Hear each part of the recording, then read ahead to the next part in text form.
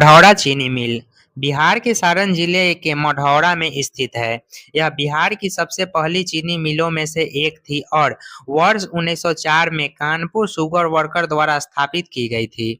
इसकी स्थापना ब्रिटिश शासन के दौरान की गई थी। कुछ स्रोतों में उल्लेख है कि भारत की पहली चीनी मिल 1903 में उत्तर प्रदेश के देवरिया जिले में स्थापित हुई थी, लेकिन वह बिहार के संदर्भ में नहीं आती, इसलिए मढ़ौरा की चीनी मिल बिहार की पहली चीनी मिल के रूप में मानी जाती है। मिल ने स्थानीय अर्थव्यवस्था में महत्वपूर्ण योगदान दिया।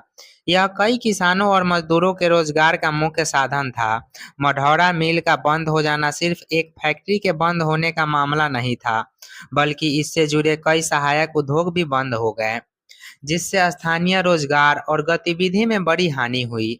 मिल की कार्य क्षमता धीरे धीरे बिगड़ने लगी और अंत में 1998 में इसकी पूरी तरह से बंद हो जाने की स्थिति उत्पन्न हुई।